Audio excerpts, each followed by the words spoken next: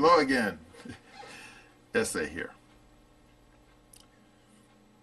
Anyone who's ever read a history book probably knows who Grover Cleveland is.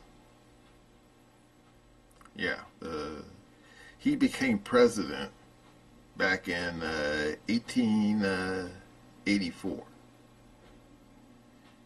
However, when he ran for a second term, he was defeated by Benjamin Harrison. It happens. But then a funny thing happened a few years later. When Benjamin Harrison ran for a second term, he was facing against Grover Cleveland. And you know who won that race? Old Cleveland. That's who. And thus, he went down in history as the only American president who served 2 non-consecutive terms.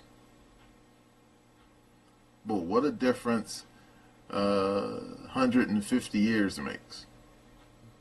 Is it 150 years? More like 145 years. Well, anyway. Because Donald John Trump, the 45th president, has become the 47th president of the United States. Now, of course, I'm not going to get into the weeds about the people who are pro or against Trump. I'm not going to get into that just yet. But when you look at the trajectory of Trump's political life, who would have thought that 4 short years ago that he was going to run for president again and actually win? I didn't. Because, as you all know, the 2020 election, believe me, talk about contentious in the extreme. But unlike, say, the election of 1800, nobody got shot. Okay, well, technically one person got shot, but that happened after the election.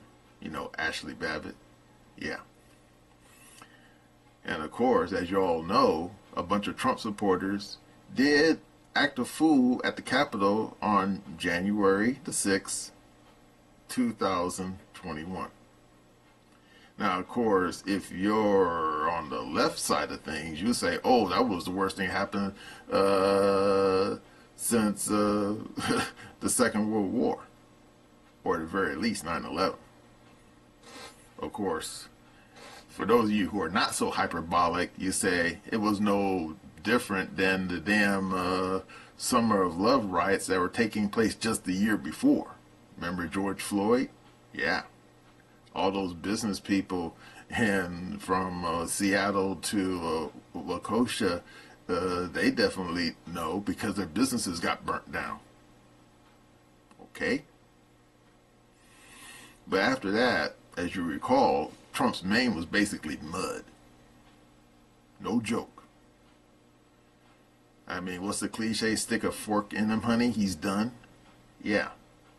And of course, the legacy news media, they were happy to see Trump's backside going out the door, hopefully never to be seen again.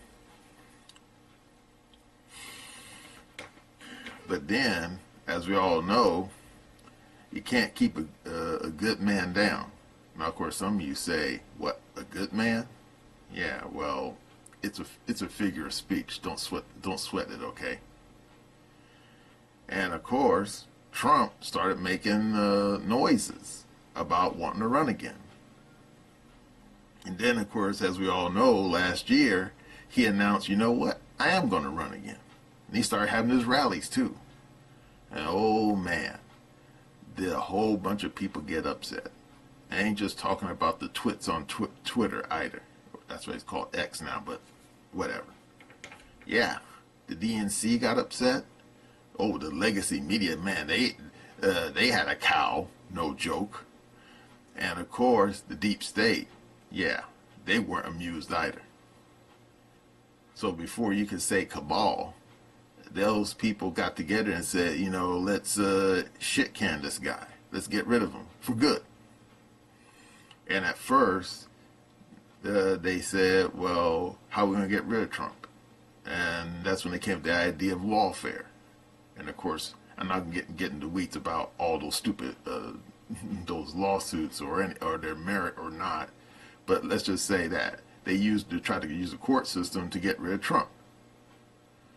And as we all know, didn't work. And then, of course, they tried to get DeSantis, you know, remember him, to run against Trump. Even though supposedly of just DeSantis and Trump actually had a little gentleman's agreement to where Trump would technically run for president and DeSantis would be his running mate. And then when Trump allegedly leaves office for good, DeSantis could then run for president on his own accord. Yeah, well, DeSantis blew up that handshake agreement, that's for sure. And of course, as you all know, during the Republican primary, Trump basically kind of sat on the sidelines and let everyone argue amongst themselves. And yet, despite that, Trump won the Republican primary.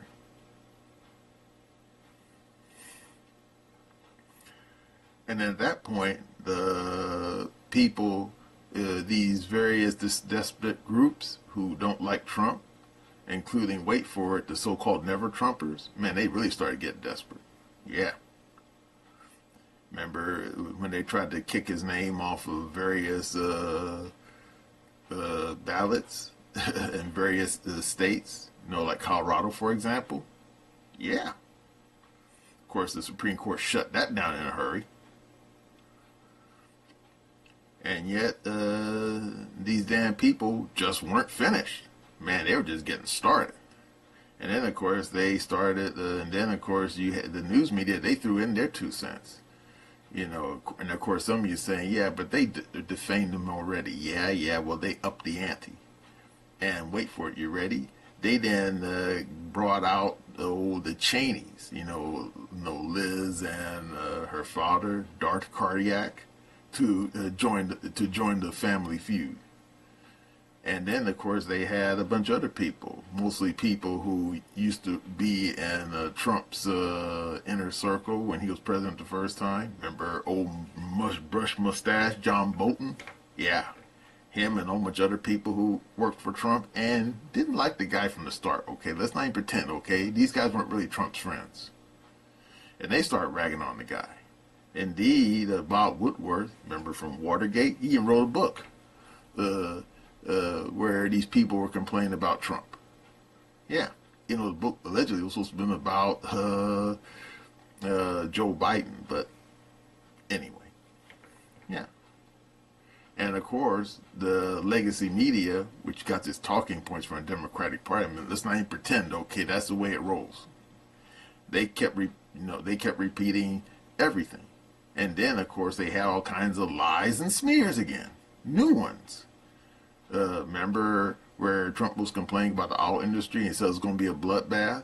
And, of course, if you're watching MSNBC, Rachel Maddow practically pulling out what little hair she has on her head, sitting there saying, oh, he's going to start a bloodbath and kill everybody if he doesn't win the election. And, of course, anyone whose brain works knows that's not what he said. Okay? Come on.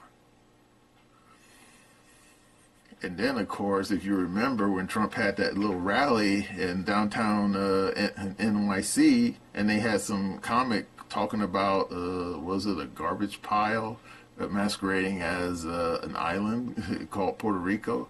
Oh, they had to freak out about that. So much so they actually came on the damn TV claiming that Trump actually said it when he actually didn't say it. It was a comic that said it. And said, oh, he hates Puerto Ricans. I'm thinking, really? And then, of course, finally, these kooks with guns start showing up. Yeah. And of course, as you remember, the shootout that they had out there in Butler, Pennsylvania. Yeah. And by the grace of God, or Yehuda, if you're in that sort of thing, Trump had to turn his head just the right way to where the damn bullet just nicked his ear instead of going through the back of his head and killing the man. I mean, talk about lucky. In fact, it reminds me of that scene from Day the Jackal. You know, the original one, not the one that Bruce Willis made later. No. Because you remember the first film? Yeah, that's exactly what happens in that film. Because if you remember that film, pretty good film, you should look it up sometime. The Jackal's trying to kill the president of France at some ceremony, and just as he fires his gun, the president ducks his head, and the bullet goes right past his head and hits the ground. I mean, what are the chances of that, right? Well, that's pretty much happened to Trump, so hey, somebody's looking out for him. But anyway, and then finally, but then the funny thing is, things start falling apart on the DNC side. And of course, anyone who's been paying attention knows that old Joe Biden, man, that guy should have retired instead of running for president. The first time. Okay, because I remember, 2020, I could see Joe Biden was, man, this guy was ready for his rocking chair and his Social Security check. I mean, this guy was sundowning then. And of course, as we all know, all during his administration, the man was out to lunch most of the time. And I ain't just talking about falling down the stairs going to Air Force One. I mean, he was forgetting people's names, forgetting people who were dead. Remember that incident where he was asking for Jackie? Yeah, remember Jackie? Yeah. But then, of course, when he went up against Trump during that first debate, Obama world basically said, okay, we've seen enough. And they basically pulled the rug out from under Biden. And then, of course, at this point, you say, why didn't they just activate the 25th Amendment? Very good question. And when I go over to Obama's mansion, maybe I ask him, huh? But anyway, they pulled out the rug from under Biden, and then they put Harris up there.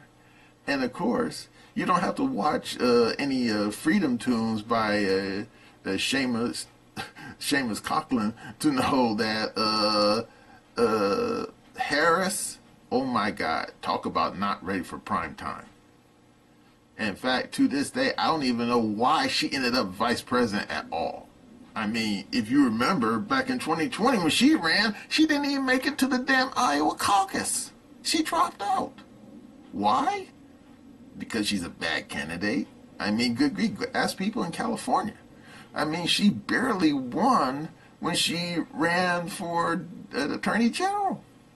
Yeah, she barely won. And of course, according to, was it Red Eagle Politics, California, I think, is like a D plus 25 state. I mean, how can you not lose in California or almost lose? Yeah, crazy. So, yeah, she basically, barely can run a campaign. Hardly, actually. And of course, as we saw, every time when she did an interview, she kept repeating the same talking points. They asked her, oh, what are you going to do about the economy? Oh, I come from a middle-class family. What are you going to do about the fighting between Russia and Ukraine?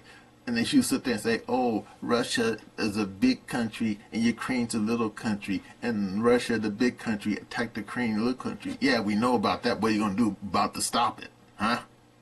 I mean, the woman's talking like a 2-year-old for Pete's sakes. Or maybe a 3-year-old. But yeah. And the damn news media tried to cover for her. Even though, if you go back and look at articles in Politico and The Hill and other publications, they were ragging on her. They were basically saying that Joe Biden, before he dropped out, or forced out, that they should dump Harris for somebody else. Somebody who didn't sound like a moron half the time. Or a broken tape recorder. And then, of course, as you remember, when they put her on the top of the ticket, the damn newsman saying, oh, it's a campaign of joy. Joy for who? The donors? Yeah, right. Sure. But then, as of course, as you all know, everyone started to notice that Harris was an empty suit. I mean, Harris made Hillary Clinton look like a rogue scholar. And Hillary Clinton, yeah, her IQ is not that too far above room temperature to begin with. But hey, the woman's ruthless, so watch your back, okay? No joke. And then, of course, as if you were paying attention on Election Day, are you not surprised that Harris lost? Now, I have to admit, me personally, I was a little worried, because everyone remembers the shadow campaign in 2020. Yeah, I was expecting that just like before, it'll look like Trump was winning, and then boom, 1 million, 10 million mystery bats would just show up at 3 o'clock in the morning, and then Harris is now the new president. And I was expecting that to happen, but then it didn't. Indeed, right now, Tim Pool, he made a video complaining about that. He asked what happened to those 15 million votes or voters that Joe Biden had. Where'd they go? Hey, don't ask me. Ask Joe Biden. I mean, he pulled that rabbit out of his hat. Then he forgot where he dropped the hat at. But anyway, this video is not so much about the election, but the aftermath. Now, Jesse Waters, and anyone who is familiar with Jesse Waters, I have to explain to you who he is. On his regular program, he started doing an autopsy about what the hell happened in this election. Okay, are you ready? Here we go. Greatest comeback in American political history. Donald Trump defeating Kamala Harris in a landslide. Axios is calling him one of the most transcendent political figures of our time. After surviving 2 impeachments, 2 assassins, and 94 felony indictments, he did it. Because you did it. The machine lost, and the Obama-Biden dynasty went down with it. The Republican Party in the United States of America will never be the same. This is the biggest red wave I've seen since Ronald Reagan's 49-state victory in 1984. This was a sweeping victory. He is a seismic force in American history. To see how bad the shellacking is. This is a shellacking for the Democrats tonight. Trump's on track to win 312 electoral votes, as we believe Arizona and Nevada will move red after their counts. Liberals woke up this morning confused. How could a dictator win the popular vote and take the Senate and probably the House? The answer is simple. They lied to you. But Trump listened to you. They told you the border was secure, the economy was humming, and Joe Biden was an Olympic athlete, even though he couldn't stop falling down and forgetting his own name.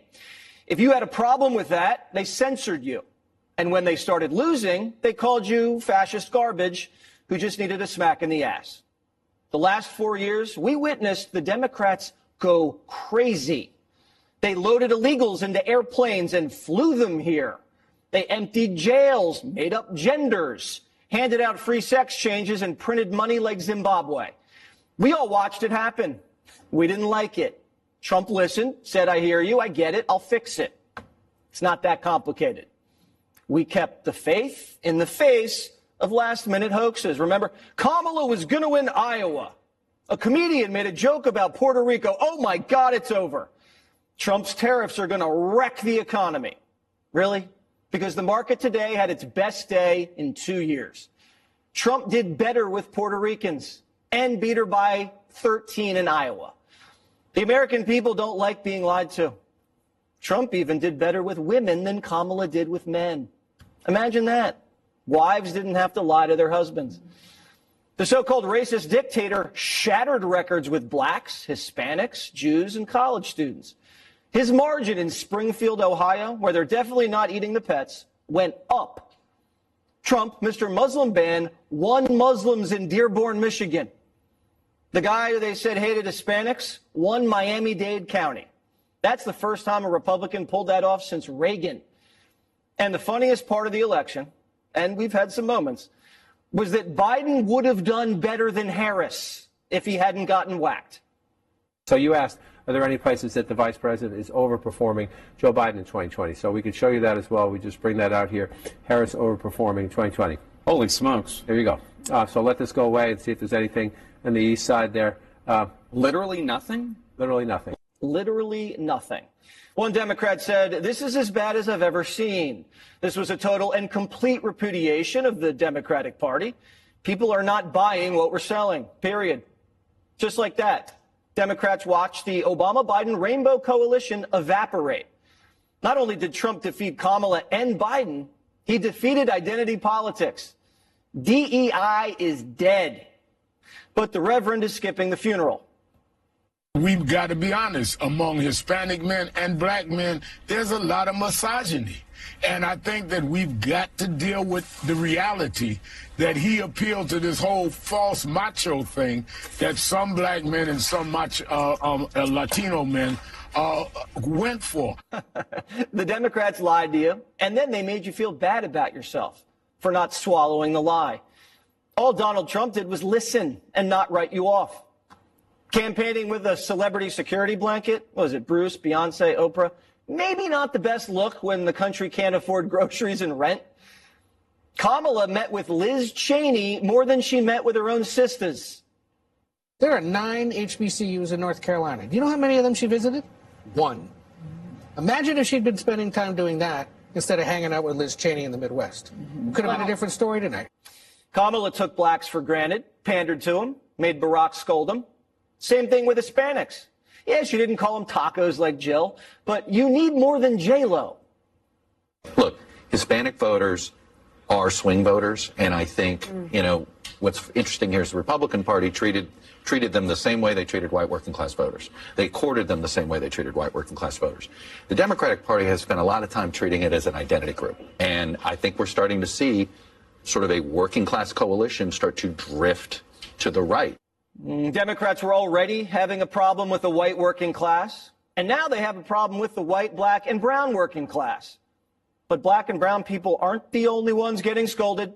White women got a tongue lashing too.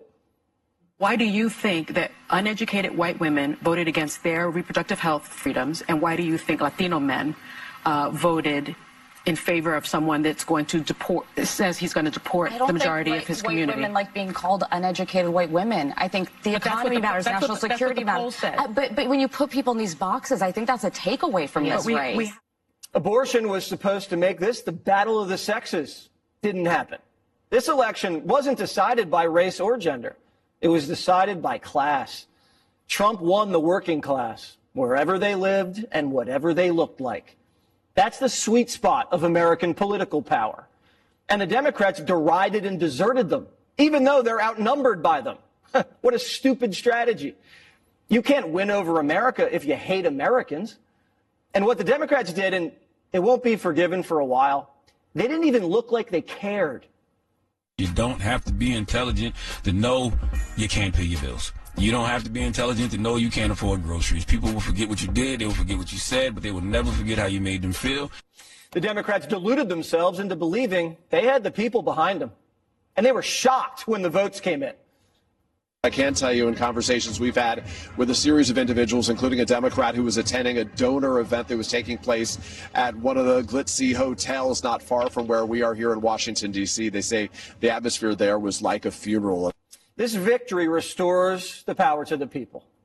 The Republic had been preyed upon for far too long by a greedy ruling class more interested in control than their own countrymen.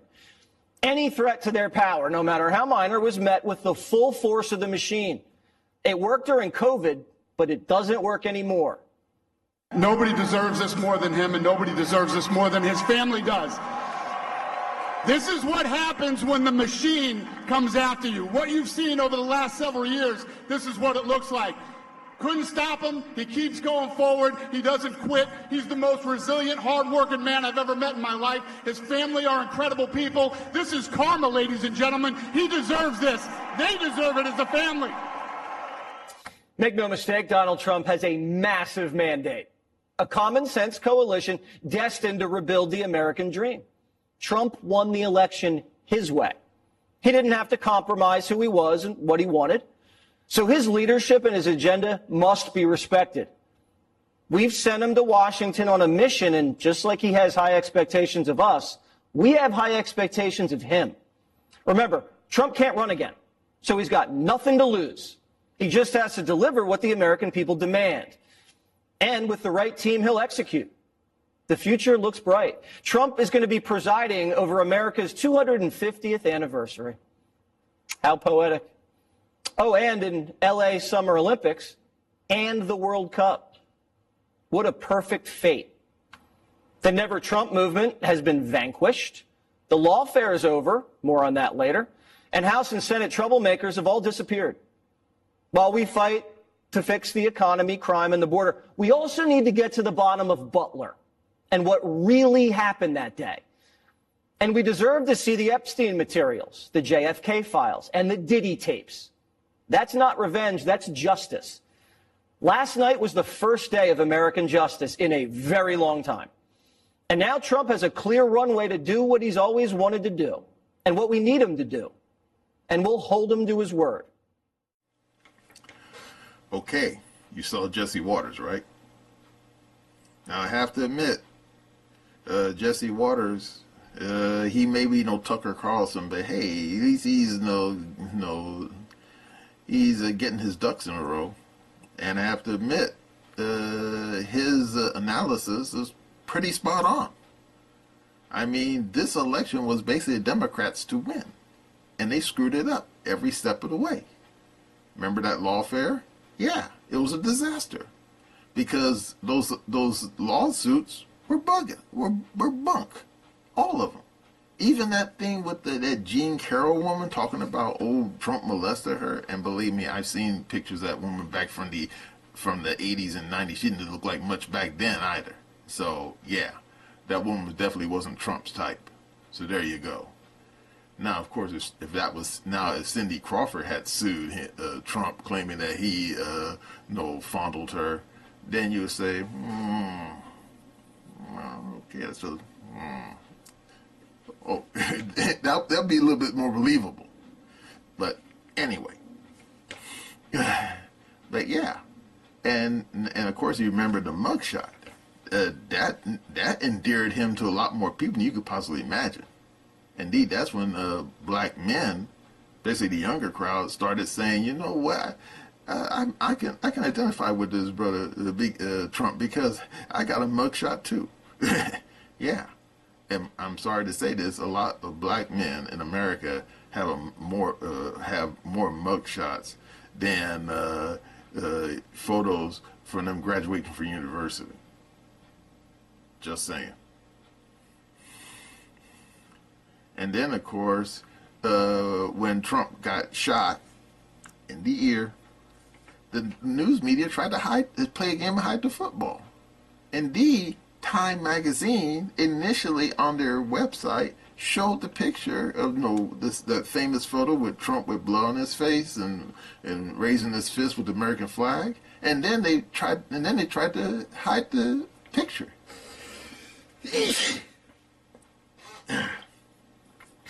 Sorry. Except the picture was already all over the internet, so good luck with that. But yeah, in the end, despite everything they tried to put him in jail, they tried to defame him. Oh my God, they tried to kill the guy. Okay. Nothing worked. And indeed, the more they did to him, the more endearing he became. And then, of course, as you all know, then they started calling him a Nazi again, and Hitler, and Mussolini, and Beelzebub, and all the boys in the band. And yet nothing worked. And then, of course, as you saw in Jesse Waters' snippet Just Right program, now they're blaming the voters. They're saying the voters are stupid. The voters are neo-Nazis and white supremacists, and not because they voted for the guy. And I'm thinking, will you people just be quiet? I mean, if you people shut your pie holes for 5 minutes and then use the one brain cell you have amongst yourselves to think, you will know the reason why you lost was because the economy, border security, and these overseas wars. That's it. The fact that the DNC, the news media, and the deep state tried to basically gaslight and astroturf Kamala Harris into the White House without addressing these three issues is why they lost. Because remember when Bill Clinton became president? I remember that. And he almost did become president because Ross Perot took a big chunk of votes away from old Bush 41. And of course, wait for it, ready? If Ross Perot hadn't run, well, that election Bible turned out differently. But anyway, what did they kept saying when Clinton was running? It's the economy, stupid. I remember that. In fact, George Carvel, he coined that phrase. And you know what? Jump forward to the present day, and it's still a valid term. And wait for it. Do you remember Reagan? I remember Reagan. In fact, even though I didn't vote for the guy back in 1980, I remember he was asking the question, are you better off now than you were 4 years ago? And Trump borrowed the same line.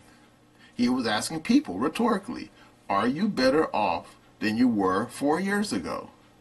And according to the last counting of the ballots, about, what did I think, 72 or 73 million people said, nah, I ain't feeling it. And this so-called, was it Bidenomics economy? And I'm thinking, and that's a reason why Harris and the Democrats lost. They basically forgot that most people in America are not a bunch of woke leftist weirdos who have pronouns in their bio, a rainbow flag on the wall, and green and pink hair. Most people are just ordinary Joe Six-Packs going to work every day at probably some job for crappy pay, and then going home, watching bad TV, and then going to bed, and then waking up and do it again. And they were seeing their rents going up. They were seeing, oh my God, the food price is going up. I mean, don't get me started about the price of bacon, okay? Ugh, we'll be here all week. And of course, the price of energy. I mean, most people do not drive EVs, okay? I mean, yeah, some people are driving Teslas and they're saying, yeah, it's a fun car to drive, so yeah, you're fine. But everybody else can't afford a damn Tesla Cybertruck, okay? So there you go. Most people just have an old-fashioned shitbox Dodge from 1976, okay? And when they go to a regular gas station, man, that price of that gas is only going one direction. Up, not down. And that's another reason why Harris lost. Because if you remember when Harris was on The View, yeah, the ABC show, what did she tell those women? They asked her one question. Would you do anything, if you become president, would you do anything different from Biden? And what did she sit there and say? I can't think of anything. And I think that was at that point when people said, oh, hell no. And they said, you know what, we're going to take a look over here what Trump is telling us, because we don't want no more what Biden, and 4 more years of Bidenomics. I mean, we're already dying over here, and 4 more years of that's going to put us in the grave. And that's another reason why they lost. Okay? So what happens now? Well, if they have a few smart people in the DNC and not a bunch of people who are totally crazy, they should basically, be very introspective and say, okay, what did we do wrong, and let's not do that again.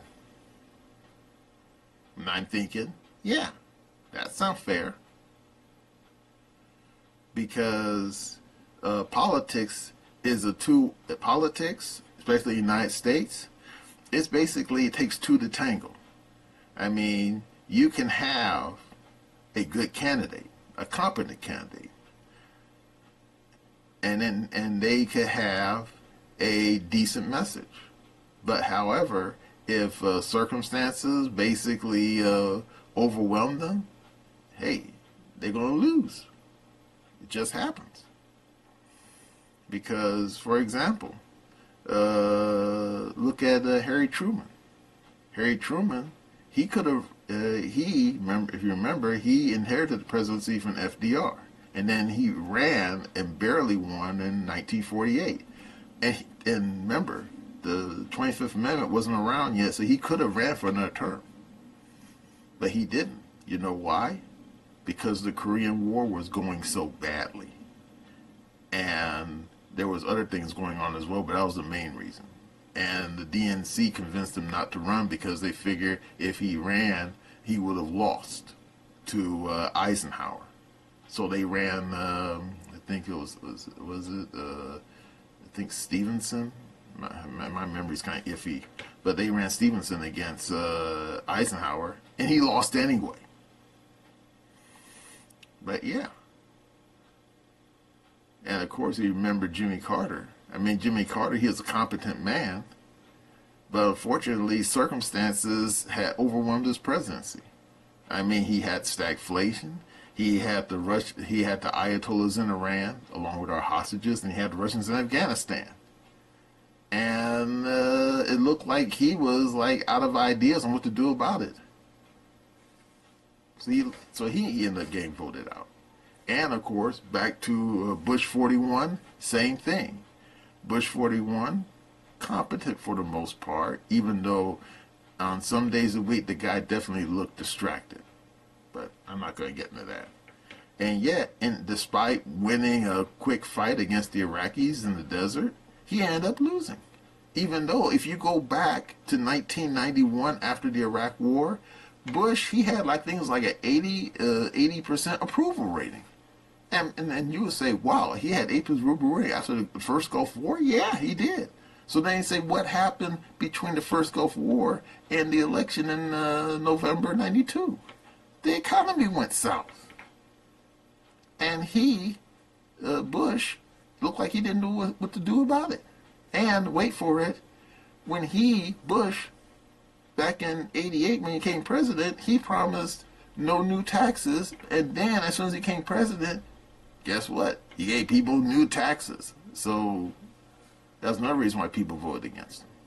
And in the end, he got voted out after one term. And indeed, and there's been other examples in the past we're not going to get into, but when you look at what happened now, this election, you had a substandard candidate who didn't have a message. Remember, people in multiple interviews tried to ask Harris, tried to pin her down on what was she going to do about the economy, about, oh my God, the border, oh my God, and of course the overseas mess. And the woman had no answers except for word salad.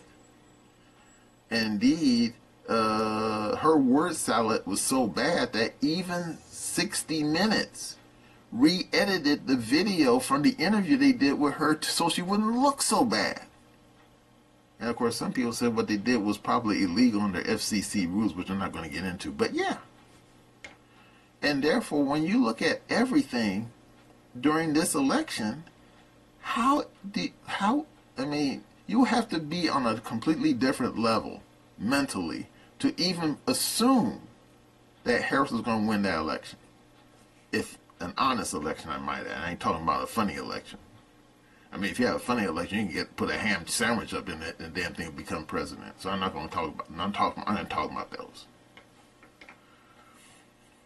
But yeah, the Democrats, they did everything you could imagine to lose this election. They didn't have a good candidate, didn't have a message, and of course, they had a whole bunch of circumstances going on which were of their own making. Let's not pretend the wars in Ukraine, that did not have to happen. Nope. They could have stopped it before it started. But as we all, if you watch the Duran.com, you know these people, they wanted a war. Why? In their weird pretzel logic, they thought it was a war they could win against Russia. And I'm thinking, yeah, Napoleon and old Uncle Adolf thought the same thing too. Look what happened to them. Yeah, very dumb. And then, of course, the mess at the border, yeah, all those illegals coming in, that was deliberate. Let's not pretend all those millions of people come across the border. That was no accident. That was done deliberately. I mean, just ask Mayorkas, even though he'll probably would never tell you unless you put maybe a fifth of scotch into him. So yeah, they had a bad candidate, they had no message, and they had a bunch of circumstances that the American people said, nah, we want no part of this. And that's why they lost. Period. But as I said, what about the future? Simple. First, they got to get a good candidate. Now, of course, some of you are saying, oh, they're probably going to run Newsom or New Scum. And I'm thinking, man, maybe. I mean, the guy's got a good haircut. I will concede that. But, man, the way he's been running California, yeah, I don't know. He'll probably be the best candidate. Now, of course, some of you probably are familiar with Shapiro over there in Pennsylvania. And I'm thinking, yeah, I saw that one speech of the guy, and the guy, he sounds like he's got a brain that works. There's one small problem. The guy is, he's not Christian, okay? And, of course, anyone who's seen those Hamas protesters know that how much they love Jews. They don't. So as long as the Democrats are pussyfooting around with those people, I ain't seeing a Jewish person ending up on top of a presidential ticket with a D next to their name. I'm just not seeing it happening. And of course, now some of you say, what about that woman in Michigan, Whitmer? She's not a good candidate. I mean, no. So yeah, the Democrats are going to have to find a really good candidate. And then, of course, messaging. That's going to be important. They're going to have to basically get their heads out of the woke pile and start using their brains for once to say, okay, what do the American people want? And more importantly, what do they don't want? And once they figure that out, then they'll have their messaging. And then, of course, they can only hope that Trump slips on the banana peel and fall and face plants right there in the damn White House driveway. And no, I'm talking about metaphorically speaking. In other words, Trump basically screws up. Is that possible? Yeah, that can happen. I mean, people will usually have an idea of what they want to do, and then events overtake them. Or as Lenin, John, not Vladimir, famously said, life is what happens when you made under arrangements. And yeah, Trump could screw up. Could he screw up in a fatal way? Yeah. Doesn't mean he will, but he could screw up. So yeah, if the Democrats get a good candidate with good messaging and they wait for Trump to slip on that banana peel, in theory, they could be a shoo-in for 2028. In theory.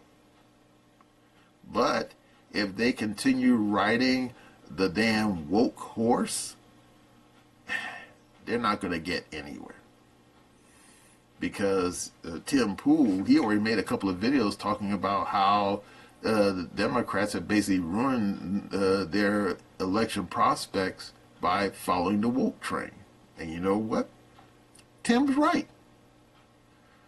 Because most people, like I said, most people in this country are not leftists. And they certainly ain't into that damn critical theory, or, oh my God, DEI, and and all those other buzzwords like deconstructionism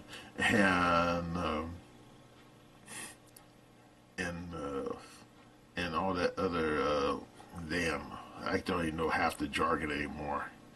But yeah, these people have a habit of changing words, like some people change their underwear. So yeah,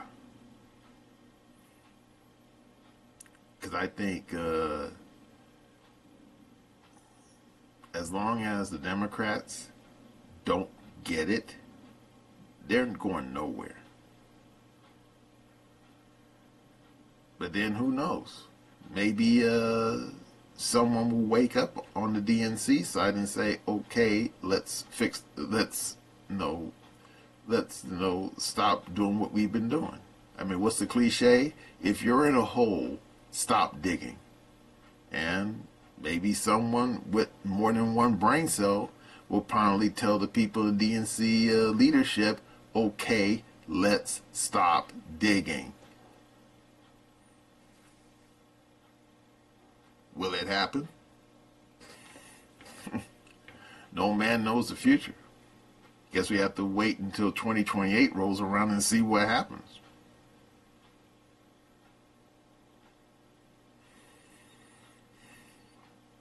In the meantime, as for Trump, well, let's just say in his case, he could end up like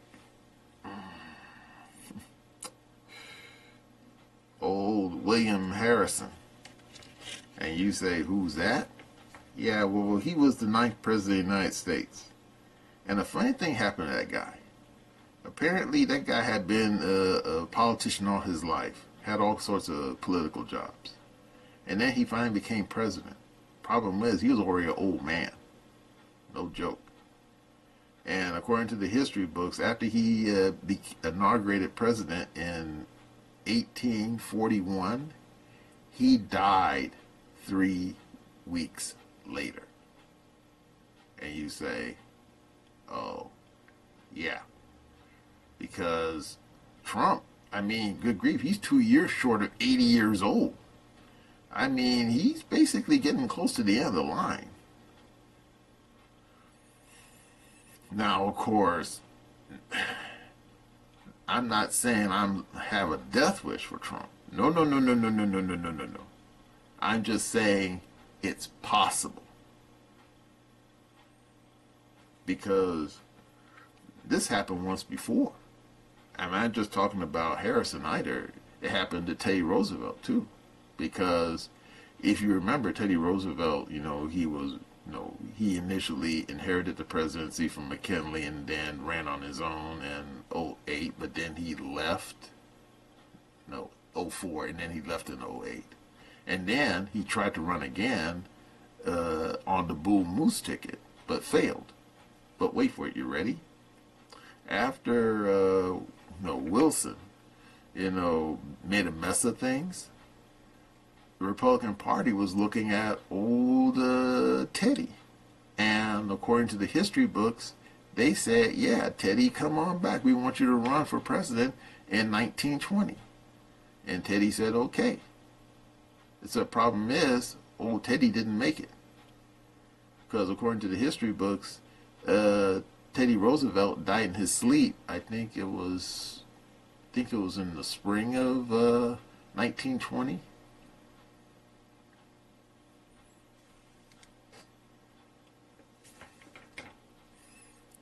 Because Teddy Roosevelt, he wasn't a young man either. He wasn't as old as Trump, but yeah, he wasn't a young man either. So, yeah, we don't want we don't want Trump to just drop dead on us like that, but we have to consider the possibility it might happen. Indeed, more than a few people thought Joe Biden was going to die in his sleep. And you know what? It can still happen. I mean, Biden has still got what 2 more months as president, yeah, he can end up dying in his sleep too.